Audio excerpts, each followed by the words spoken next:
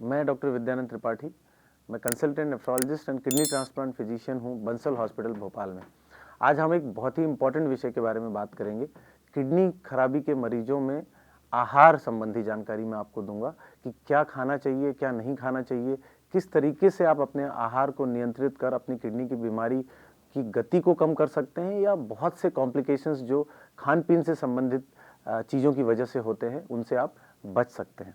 तो सबसे पहले तो डाइट के बारे में बात करने के पहले मैं इन्हें दो भागों में डिवाइड करना चाहूँगा। पहला है ऐसे किडनी के पेशेंट्स जिनकी किडनी तो खराब है, किडनी काम कम कर रही है, जिसे हम क्रॉनिक किडनी डिसीज़ बोलते हैं, पर वो अभी तक डायलिसिस में नहीं है, अर्थात कि वो एंड स्टेज किडनी में नहीं है। और दूसरा ग्रुप आता है ऐसे व्यक्ति जिनकी किडनी फेल हो चुकी है, किडनी फेलियर में है और वो हीमोडायलिसिस या पेरिटोनियल डायलिसिस पर आ चुके हैं। तो इन दोनों के आहार में कुछ अंतर होता है। तो सबसे पहले हम बात करते हैं ऐसे किडनी के पेशेंट जो नॉन डायलिसिस पेशेंट्स हैं, क्रॉनिक किडनी डिसीज़ के पेशेंट। तो डाइट में सबसे पहले आते हैं हम प्रोटीन इंटेक पर। तो बहुत इंपॉर्टेंट चीज़ है, हमने ऐसा सुना है, आप लोग सुनते रहते हैं रेगुलर, कि किडनी के पेशेंट में प्रोटीन का रेस्ट्रिक्शन होना चाहिए, जिससे कि किडनी की जो गति है, जो किडनी खराब होने की गति है, वो धीमी हो जाती है। तो इस स्थिति को भी हम अपनी कंट्री, अपनी डाइटरी हैबिट्स के हिसाब से सोचेंगे। तो जो वेस्टर्न डाइट है उसमें प्रोटीन की मात्रा बहुत अधिक होती है, करीब करीब एक नॉर्मल व्यक्ति की डाइट है 1 ग्राम पर केजी पर डे।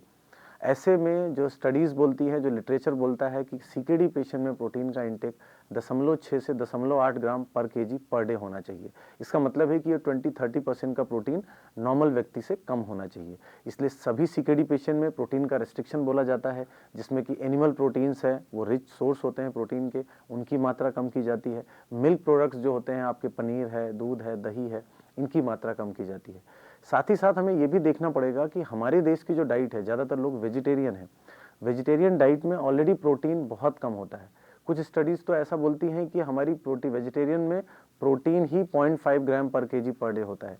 तो ऐसी स्थिति में अगर आप प्रोटीन का रेस्ट्रिक्शन बिना नेफ्रोलॉजिस्ट की सलाह के करेंगे तो ये आपकी इम्यूनिटी को कम करेगा, आप में संक्रमण के खतरे को बढ़ाएगा। इसलिए हर व्यक्ति का डाइट, उसका प्रोटीन इंटेक, उसके डाइटरी हैबिट, उसके खान पान के तरीके के हिसाब से होना चाहिए। ऐसे में आपको अपने नेफ्रोलॉजिस्ट की सलाह लेनी चाहिए, अपने डाइटिशियन की सलाह लेना चाहिए। तो अगर आप वेजिटेरियन हैं तो मैं बिल्कुल सलाह नहीं दूंगा कि आप खाने से दालों को हटा दें, मिल्क प्रोडक्ट्स को हटा दें, पनीर को हटा दें, क्योंकि ऐसी स्थिति में प्रोटीन का इंटेक बहुत कम हो जाएगा। तो अगर आप वेजिटेरियन हैं तो इनका भी सीमित मात्रा में सेवन कर सकते हैं। तो ये तो बात रही प्रोटीन की। दूसरी चीज़ आती है कैलोरीज। तो इन सभी मरीजों को एनर्जी की ज़रूरत है, कैलोरीज की ज़रूरत है। तो वो आपके वेट के हिसाब से आपके डाइटिशियन, आपके नेफ्रोलॉजिस्ट आपके लिए कैलोरी डिसाइड करते हैं। मोटा मोटा 35 किलो कैलोरी पर केजी के हिसाब से रिक्वायरमेंट होती है और उसके हिसाब से आपको एडवाइस दी जाती है। डायबिटिक्स में प्लान कुछ चेंज होते हैं, इसलिए ये भी आपके डॉक्टर से आप संपर्क करके अपनी कैलोरीज के बारे में आप अपना चार्ट बनवा सकते हैं कि हम क्या ले सकते हैं और क्या नहीं। अगली इंपॉर्टेंट चीज़ आती है नमक, सॉल्ट। सॉल्ट एक बहुत इंपॉर्टेंट पार्ट है डाइट में और हमारे शरीर को भी सॉल्ट की ज़रूरत है। ज़्यादातर किडनी पेशेंट्स में ब्लड प्रेशर होता है, बीपी अधिक होता है। कुछ पेशेंट्स में जैसे डायबिटिक नेफ्रोपैथी है, जिन लोगों को प्रोटीन लीकेज बहुत अधिक होता है, इनमें वाटर रिटेंशन होने लगता है। किडनी के मरीजों में सूजन आने लगता है, ज़्यादा देर दिन में चलेंगे तो पैरों में सूजन पड़ेगा या आंखों के चारों तरफ सूजन आने लग जाता है। तो अगर आप नमक का सेवन अधिक करेंगे तो आपका बीपी अनकंट्रोल होगा, आपके शरीर में पानी बढ़ेगा, वो और बीपी को बढ़ाएगा और ये अनकंट्रोल बीपी किडनी की बीमारी को और तेज गति से एंड स्टेज की तरफ ले जाएगा। इसलिए सभी किडनी पेशेंट्स को हम ये एडवाइस देते हैं कि वो नमक का सेवन कम करें, 3 ग्राम से कम 24 आवर्स में, ये अलाउड होता है। नमक के बारे में मैं एक और इम्पॉर्टेंट चीज़ आपको बताना चाहूँगा कि आजकल मीडिया में, टीवी में आप देखेंगे बहुत से अलग तरीके के नमक के एडवर्टाइजमेंट हो रहे हैं जो कि बीपी के मरीजों के लिए बहुत हेल्पफुल है। इन सभी जो सॉल्ट्स होते हैं इनमें सोडियम क्लोराइड की जगह दूसरे नमक होते हैं और ज़्यादातर में पोटेशियम की मात्रा बहुत अधिक होती है। तो किडनी पेशेंट में इस तरीके के नमक बहुत हार्मफुल है, इसलिए बिना नेफ्रोलॉजिस्ट की सलाह के आप इस तरीके के नमक का सेवन ना करें। तो इसी से जुड़ा हुआ अगला रेस्ट्रिक्शन हमारा है पोटेशियम का, जो मैंने अभी नमक के बारे में बात की। तो आमतौर पे ये जो पोटेशियम बॉडी का है, ये हमारी किडनी के माध्यम से शरीर से बाहर निकलता है। तो जब भी किडनी का फंक्शन कम होगा, शरीर में पोटेशियम की मात्रा बढ़ने लग जाएगी। तो जिन जिन खाद्य पदार्थों में पोटेशियम की मात्रा अधिक होती है उनका सेवन कम करना होता है। कम मात्रा वाले जो पोटेशियम के फल हैं या सब्जियां हैं उनको हम अलाउ करते हैं और उसकी मात्रा निर्धारित करते हैं। तो पोटेशियम किन में ज़्यादा होता है? नारियल पानी बहुत रिच सोर्स है, उसका बिल्कुल सेवन ना करें। जूसेस जितने भी होते हैं हम उसे मना करते हैं। फलों में ज़्यादातर फल हैं वो रिच पोटेशियम के सोर्स होते हैं। कुछ फल हैं जिनमें कम होता है, जैसे एप्पल है, पपीता है, अमरूद है, नाशपाती है, अनानास है, इनमें पोटेशियम की मात्रा कम होती है। तो कुल मिला के 100 ग्राम तक का फल इन लो पोटेशियम कंटेंट वाले जो फल होते हैं इनको हम अलाउ करते हैं। दूसरा, नमक का मैंने बताया कि ऐसी चीज़ें जिनमें नमक अधिक है, ऐसे नमक हैं, इनका सेवन ना करें। हरी चटनियाँ जो आती हैं, आप हरी भाजियों, हरी आम, इन सब की जो चटनियाँ होती हैं इनमें पोटेशियम बहुत अधिक होता है, इनका सेवन ना करें। हरी भाजियाँ हैं, आलू है, टमाटर है, इनमें पोटेशियम का मात्रा अधिक होता है। अगर आप हरी पत्ते की भाजियाँ ले रहे हैं तो पहले उन्हें गर्म पानी में डालें, काट के उसका पानी फेंकें और उसके बाद पकाएं, जिससे उसका पोटेशियम की मात्रा कम हो जाए। सोडियम पोटेशियम के बाद हम अगले इंपॉर्टेंट रेस्ट्रिक्शन पे आते हैं, वो है फास्फोरस का रेस्ट्रिक्शन। तो फास्फोरस भी हमारी किडनीज ही हमारे शरीर से बाहर एक्सक्रीट करते हैं। इसका मतलब है कि फास्फोरस का मैकेनिज्म, जो मेटाबॉलिज्म है, वो किडनी ही निर्धारित करती है। तो जब भी आपकी किडनी का फंक्शन कम होगा, शरीर में पोटेशियम की मात्रा, फास्फोरस की मात्रा बढ़ने लग जाएगी। तो फास्फोरस की मात्रा किन चीज़ों में अधिक होती है? आपके सारे मिल्क प्रोडक्ट्स हैं, दूध है, दही है, पनीर है, कोल्ड ड्रिंक्स वगैरह में बहुत ज़्यादा होता है। फिर आप जितने भी ड्राई फ्रूट्स हैं इनमें फास्फोरस की मात्रा अधिक होती है। तो इन सभी की मात्रा को लिमिट किया जाता है। ड्राई फ्रूट्स लेना है आपको तो कम मात्रा में लेना है। मिल्क आपको अलाउ करते हैं तो करीब आधा कप मिल्क डेली ले सकते हैं, आधी कटोरी दही ले सकते हैं। तो इस तरीके से इन सब की मात्रा को कंट्रोल कर आप फास्फोरस को कंट्रोल कर सकते हैं। इसके बाद भी अगर फास्फोरस अधिक होता है तो फिर दवाइयों के माध्यम से आपके नेफ्रोलॉजिस्ट आपको आपके फास्फोरस को कंट्रोल करेंगे। किडनी पेशेंट्स में, सीकेडी पेशेंट्स में पानी का क्या रेस्ट्रिक्शन होता है, कितना ले सकते हैं, उसके बारे में मैं बात करूंगा।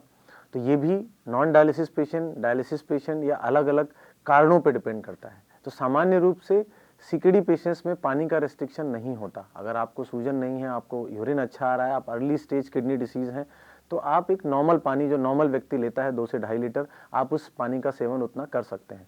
जिन लोगों को शरीर में सूजन आने लगता है, आप देखेंगे कि किडनी पेशेंट दिन में जब काम करता है, ज़्यादा समय तक बैठा रहता है, चलता फिरता रहता है, तो उसके पैर में, एंकल के पास अगर आप दबाएंगे बोन के अगेंस्ट, तो थोड़ी देर में वहाँ पे एक गड्ढा पड़ जाएगा। ये चीज़ इंडिकेट करती है कि आपकी बॉडी में एक्सेस वाटर एक्यूमुलेट हो रहा है। ग्रेविटी की वजह से जब आप लंबे समय बैठते हैं या चलते हैं तो वो नीचे डिपॉजिट हो जाता है। जब आप लेटते हैं, सुबह सो के उठते हैं, तो आपके चेहरे पे सूजन दिखती है। और कई बार ये पानी इतना अधिक होता है कि लंग्स में जाने लगता है। किडनी का पेशेंट जब रात को लेटेगा तो 1 से 2 घंटे के बाद सडनली उसे सांस फूलने लगती है, वो उठ के बैठने लगता है, वो खिड़की की तरफ जाने लगता है। ये गंभीर स्थिति होती है, इसे हम पल्मोनरी एडीमा बोलते हैं। तो यही कारण है कि पानी का रेस्ट्रिक्शन कुछ ग्रुप्स में, कुछ पेशेंट्स में बहुत इंपॉर्टेंट हो जाता है। तो ऐसे लोगों में डॉक्टर आपको सलाह देते हैं कि पानी का इंटेक कम करें। कितना हो वो आपके यूरिन पे डिपेंड करता है कि आपका यूरिन कितना हो रहा है। तो सामान्य रूप से हम बोलते हैं कि आप पानी का इंटेक 1.5 लीटर से कम रखें। इसमें भी कई बार गलतफहमियां हो जाती हैं। 1.5 लीटर में सब कुछ आता है। अगर आप दिन में 4 कप चाय पी रहे हैं तो आधा लीटर पानी तो यही हो गया।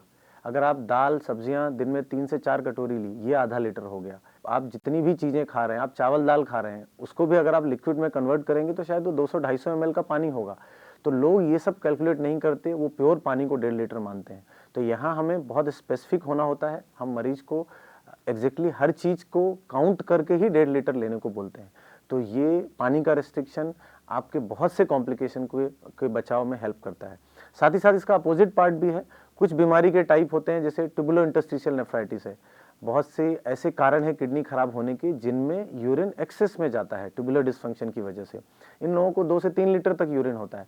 वहाँ अगर आप पानी का रेस्ट्रिक्शन करेंगे तो आपकी किडनी की खराबी बढ़ जाएगी, आपका क्रिएटिनिन तेजी से बढ़ने लग जाएगा।